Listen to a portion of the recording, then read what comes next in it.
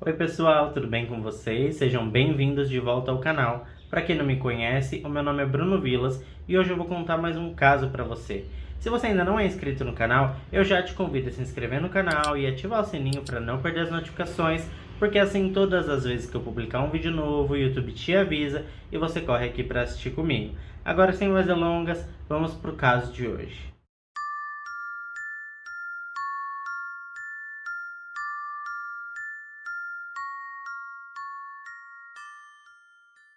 John Patrick Yates nasceu em maio de 1950 na cidade de Flint, no Michigan. A cidade de Flint fica a 100 quilômetros de Detroit, que é a cidade mais famosa e populosa do estado de Michigan. O nome da cidade tem como referência o rio Flint, que corta a cidade. John chamava a atenção das mulheres pelas suas características físicas. Era um homem alto e musculoso, além de ostentar um belo sorriso acompanhado de seus lindos olhos verdes. Durante sua jornada colegial, sempre tirou notas boas e demonstrava interesse em cursar medicina, além de se destacar positivamente nos esportes. Fora do colégio, tinha como hobby caçar, pescar, além de tocar alguns instrumentos, como piano e violão, por exemplo. Em sua época, ele era o tipo de cara que chamaríamos de fitness hoje em dia. Se alimentava muito bem, não tinha o costume de beber e se exercitava todos os dias. Os mais próximos diziam que John era um exemplo a ser seguido, um cara simplesmente brilhante. Já em sua vida adulta, ele trabalhou como técnico de laboratório e casou-se com sua então namorada Jodie. Sua esposa amava a cidade em que viviam, mas John não queria mais morar lá. Ele abandonou o trabalho e decidiu que o que realmente queria para sua vida era seguir os seus hobbies. Seu sonho era caçar, pescar e viver isolado. Ele era muito adepto ao estilo de vida nômade.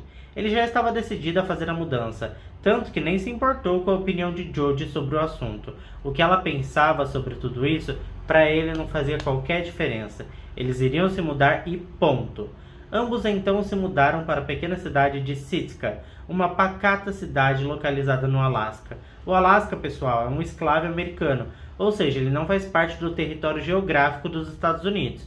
Entre o Alasca e o restante dos estados americanos existe o Canadá. Talvez por se tratar de um lugar tão longe que Jodie não queria ir, mas pensando bem, ela não teria escolha mesmo. Já no Alasca, John trabalhou para uma empresa que executava um trabalho parecido com o que conhecemos no Brasil como carrocinha para cachorros. Ele fazia muito bem o seu trabalho, mas em 1974 foi aceito na divisão das tropas estaduais do Alasca. Isso porque ele tinha grandes habilidades em pilotar aviões pequenos, aqueles monomotores, sabem? Além disso, ele demonstrou notável capacidade de sobreviver por longos períodos na região selvagem do país. Essa é uma tarefa com a qual nem todas as pessoas conseguem se adaptar com a mesma facilidade. O propósito da instituição para a qual ele entrou é preservar a paz, fazer cumprir a lei, prevenir e detectar crimes, além de proteger vidas e propriedades. Ficou a cargo do John patrulhar vastas extensões de território com pouquíssimos povoados. Para além disso, ele ainda precisava fiscalizar e participar das buscas e resgates de pessoas perdidas ou em situação de perigo. Dentre essas pessoas merecem destaque os turistas. Não é necessário dizer que as condições climáticas são para lá de adversas e as condições dos terrenos são um desafio à parte. Ele começou suas atividades no norte do país, mais precisamente na cidade de Fort Yukon. Ele foi muito bem recebido na equipe e em poucas horas ele se relacionava como se já fossem conhecidos há vários anos, como se fossem amigos de longa data mesmo. Todavia, não se sabe se por questões políticas ou estratégicas, pouco tempo depois ele foi transferido para a cidade de Fairbanks, que fica ao extremo sul do país, ou seja, do outro lado de onde ele estava inicialmente. A essa altura, todos nós já percebemos que John era muito carismático e é evidente que ele se deu bem com os novos colegas de farda. Ele até chamava todos os colegas para fazerem alongamentos e exercícios físicos juntos. Ele procurava manter a harmonia e a união das pessoas por onde passava. Tanto que nos momentos nos quais estavam de folga, John reunia os soldados e saíam juntos para voar, caçar, cozinhar, e quando era possível, ele levava a galera para praticar no campo de tiro. No momento em que foi necessário enviar a avaliação de John para as instâncias superiores, seu chefe direto escreveu no relatório semestral que John era visto por sua equipe como afável, extrovertido ético e perspicaz. Tanto é verdade esses atributos que ele se destacou muito no quartel. Chegou ao ponto de colaborar ativamente para formar uma equipe SWAT para os soldados, desenvolvendo vários protocolos policiais para as investigações de homicídios importantes. Pessoal, SWAT é uma sigla para Special Weapons and Tactics, que em tradução direta significa Armas e Táticas Especiais. Trata-se de uma unidade de polícia altamente especializada nos departamentos policiais de grandes cidades com maiores populações dos Estados Unidos. Graças ao incentivo de John, os soldados tiveram acesso a diversos livros sobre o assunto e tiveram aulas especiais para aprimorar suas habilidades de coleta de evidências em cena de crime.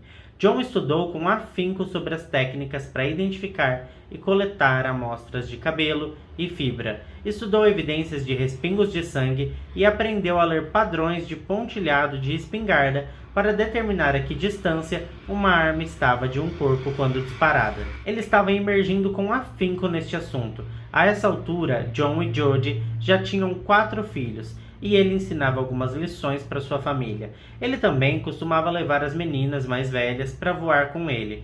Para as pessoas que observavam de longe, era muito claro que aquela era uma família feliz. Além de bastante tradicional, outra coisa que chamava a atenção das pessoas era a forma bastante minimalista que a família vivia. A questão, na verdade, nem era financeira, porque para o John seria perfeitamente possível e até fácil comprar uma casa confortável para sua família. Mesmo assim, eles viviam como os primeiros moradores daquela gélida região. A família morava em uma cabana com apenas um cômodo e totalmente isolados da cidade. A moradia era muito simples, era de chão batido, não tinha água encanada e a eletricidade vinha de um minúsculo gerador. Também era necessário buscar água em um lago próximo quando precisavam usar o banheiro.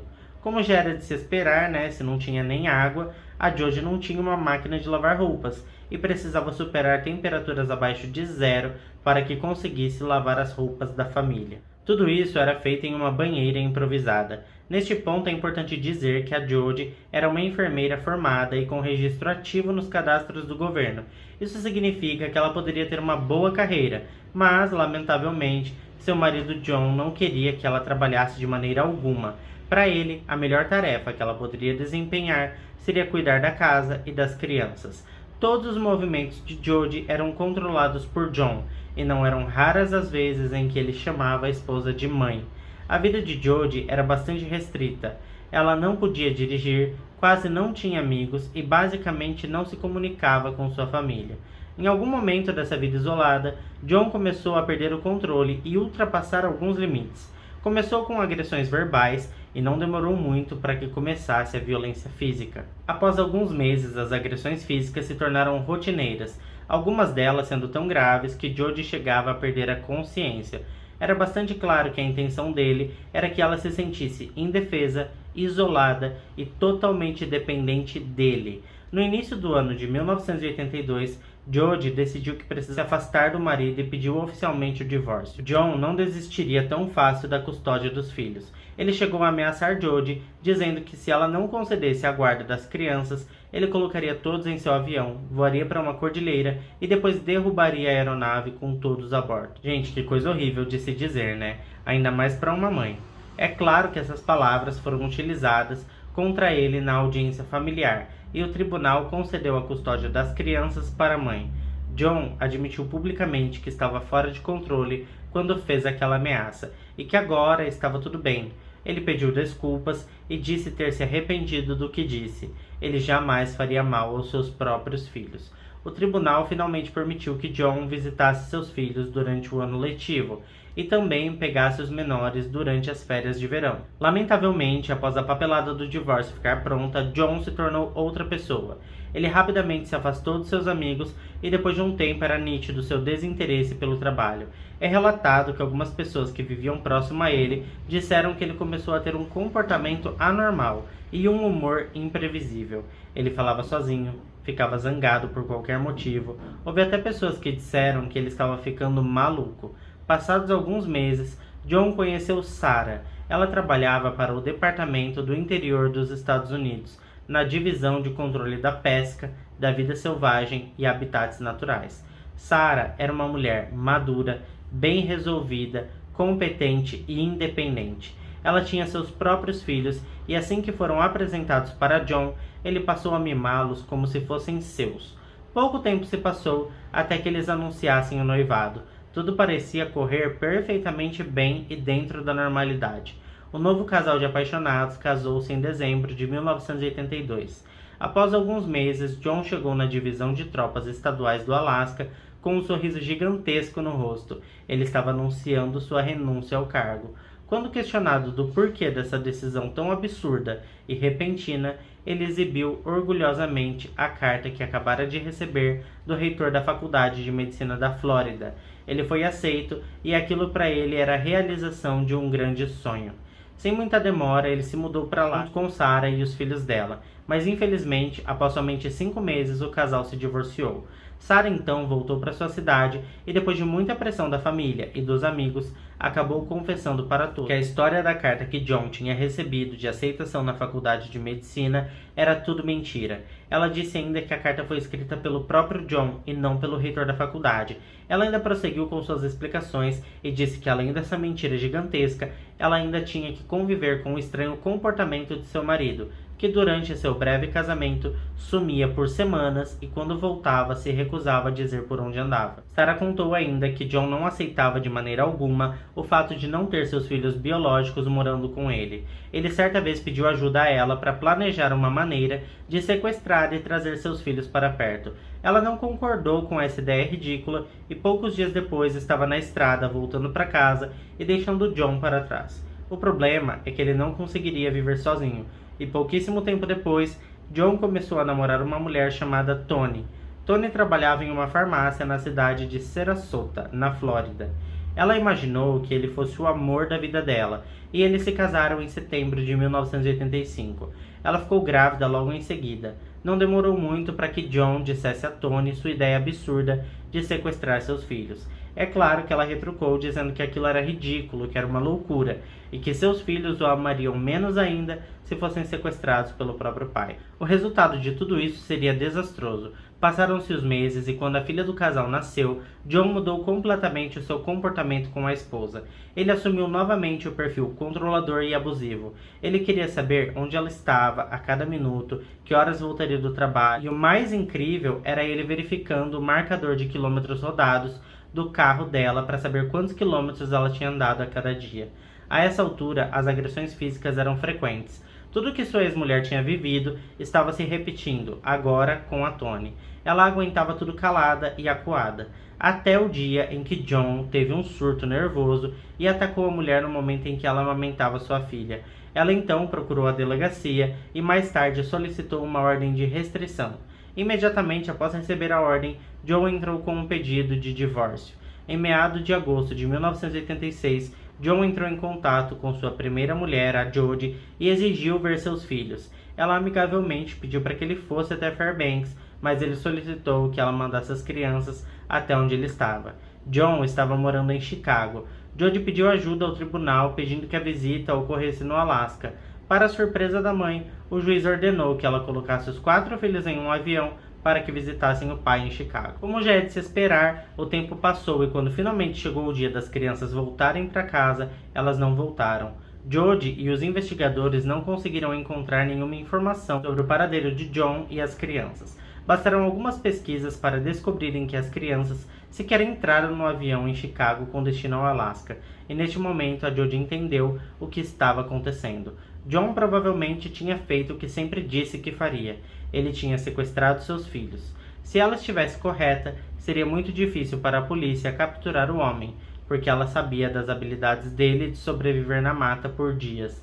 Jodie contou para a polícia sobre a ameaça que ele tinha feito anteriormente de colocar as crianças em seu avião, voar para a cordilheira e derrubar a aeronave. O caso ganhou a atenção das mídias e até o FBI se envolveu na busca por John e seus filhos. Se passaram quase 8 meses até que uma pessoa que frequentava uma academia em Kalispell, em Montana, percebesse que o estranho que estava se exercitando ao seu lado era idêntico ao cara da foto do panfleto da polícia. A polícia foi chamada e John foi preso ainda na academia.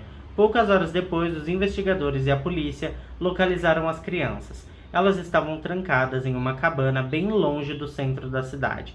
Felizmente, elas estavam bem e com saúde. John foi julgado no tribunal de Fairbanks por sequestro e foi condenado a 4 anos de prisão. Todavia, ele cumpriu apenas 1 ano e meio de pena. Ele foi solto em 1988 graças a um acordo de liberdade condicional interestadual.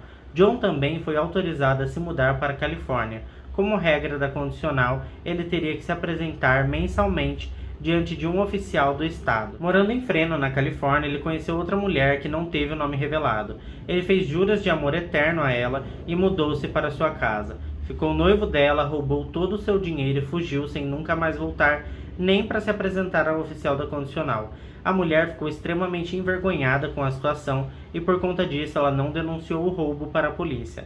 Dessa forma, as autoridades não tinham motivos para procurar John por este crime. Ao invés de emitir um mandado de prisão a John por violação da liberdade condicional, o estado da Califórnia simplesmente encerrou o caso. Por outro lado, as autoridades do Alasca emitiram um alerta de fuga em todo o estado, mas John nunca foi preso. Depois que deixou a Califórnia, John viveu como um nômade.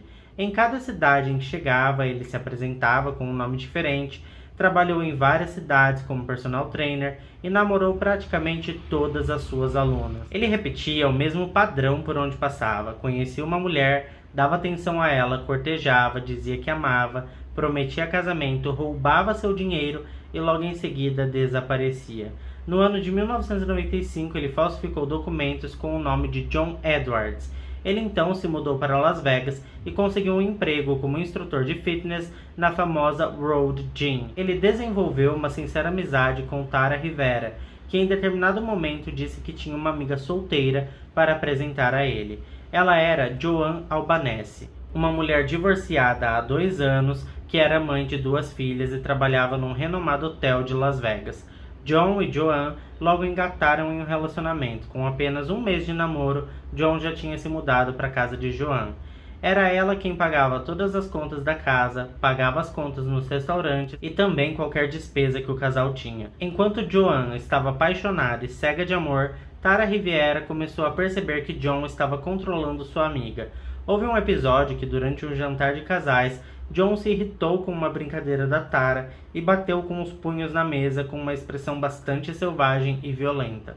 Tara decidiu conversar com Joan. A amiga confessou que gostava muito do namorado, mas também já tinha percebido que tinha algo de muito errado acontecendo. Ela contou preocupada que ele não a perdia de vista um só segundo e também a perseguia até mesmo quando ela ia ao banheiro. Ela ainda levantou a questão deles estarem morando juntos e ele ter livre acesso às suas filhas. No dia 18 de agosto de 1995, Joan ligou para Tara e disse que estava decidida a terminar o relacionamento. Disse ainda que tinha marcado um jantar em um local calmo e público para que as coisas fossem mais fáceis quando ela finalmente dissesse a John que estava tudo acabado. Lamentavelmente, aquela foi a última vez que Tara Rivera ouviu a voz da amiga Joan Albanese. No dia 20 de agosto, um domingo, o ex-marido de Joan foi à casa dela para deixar as filhas após um fim de semana juntos. Ele estranhou o fato do carro de John estar na calçada e também o fato de que Joan não estava na porta esperando pelas meninas.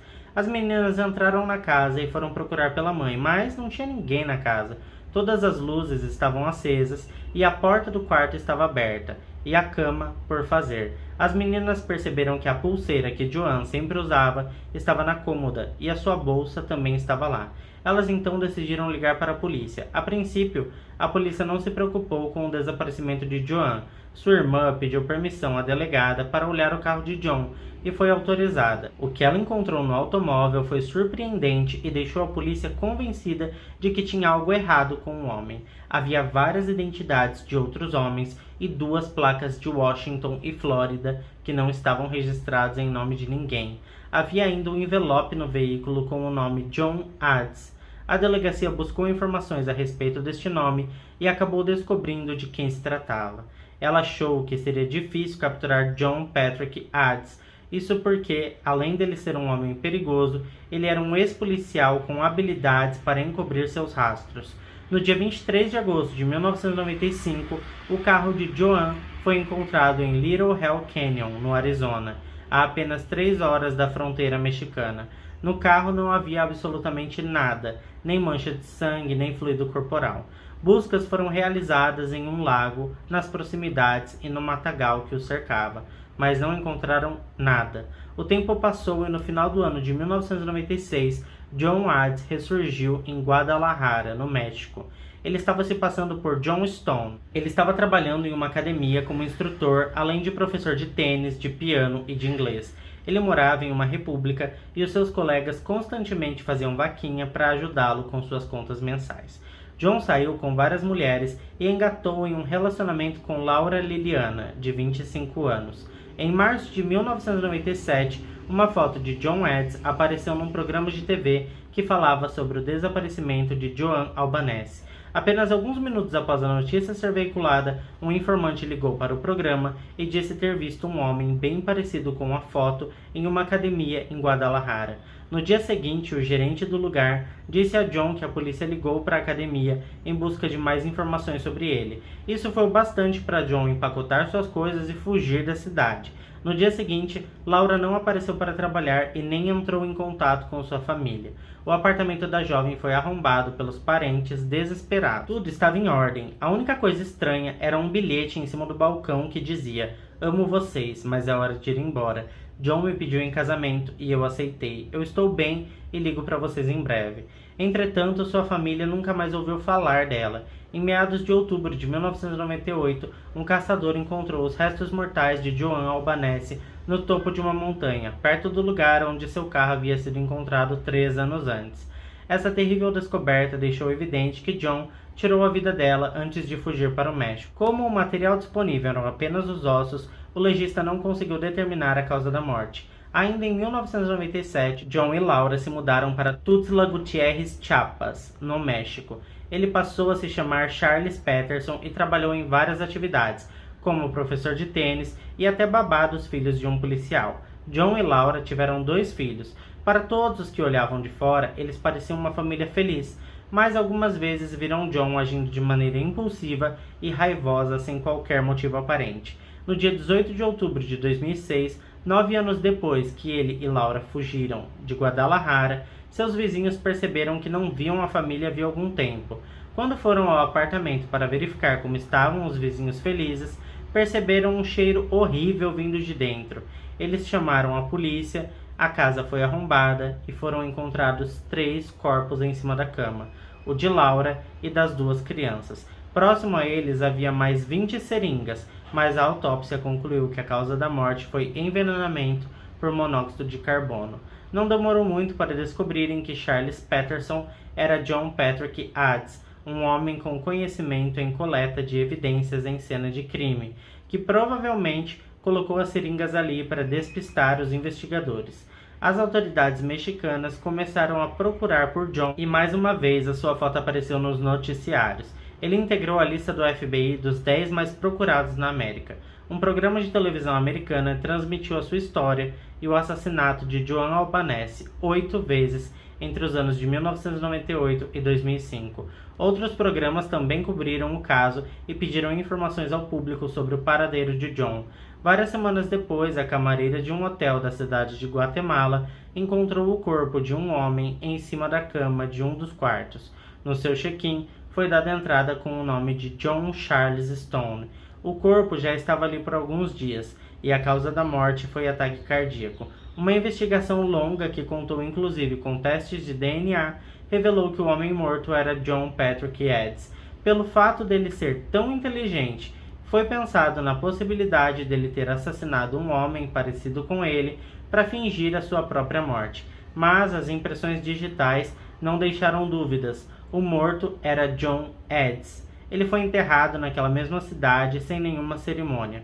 Sua mente brilhante e seu treinamento em investigações forenses de cenas de crimes tornaram John um criminoso difícil de rastrear. Ele sempre estava um passo à frente das autoridades. Ele nunca foi capturado e morreu por obra do destino. Isso se estiver realmente morto, porque há quem acredite que aquele não é ele, e as autoridades fizeram aquelas declarações para encerrar o caso e não admitir que nunca conseguiram capturá-lo. Mas e você? O que você acha desse caso? Você acredita que aquele cara que eles encontraram no hotel era realmente o John Adz? Bom, deixa aqui nos comentários qual a sua teoria e deixa aqui também o que você achou sobre o caso. Se você gostou desse caso, eu já vou te lembrar, né, de deixar o seu like, porque isso me motiva muito a continuar trazendo esse tipo de conteúdo aqui pra você. Porque quando você deixa o like, eu entendo que você tá gostando desse tipo de caso e eu trago mais casos como esse. Bom, pessoal, esse foi o caso de hoje. Eu fico por aqui e até o próximo vídeo.